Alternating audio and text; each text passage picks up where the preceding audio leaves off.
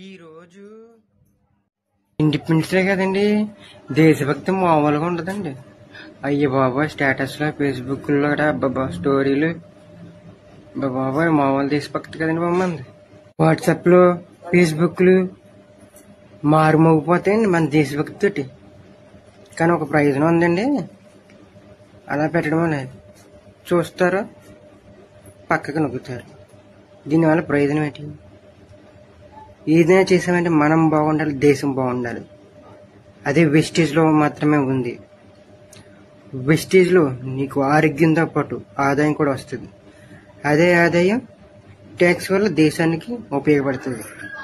నువ్వు స్టేటస్ పెట్టడం వల్ల ఫేస్బుక్ కోడికి కానీ, వాట్సాప్ కోడికి కానీ, ఇన్స్టా కోడికి కానీ నెట్ కట్టేవాడు డబ్బులు వస్తాయి.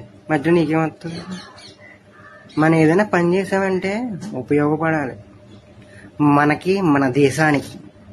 అంతేగాని ఎలా పడితే అలా చేస్తే పని అవుతుంది.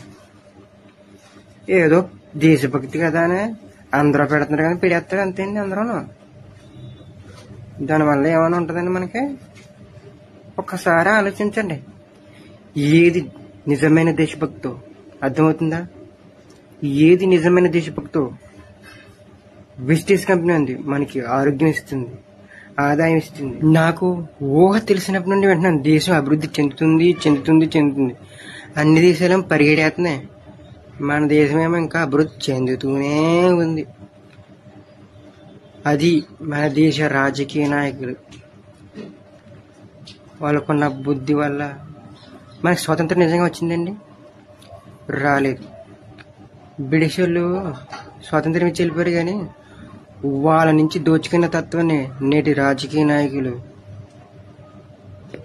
వారసత్వంగా తీసుకొని ఆ స్విస్ బ్యాంక్ లో దాచుకుంటున్నారు డబ్బంతా. అది కొన్ని వేల కోట్లు పంచితే మన దేశం ప్రజలకందరికీ సరిపోద్ది.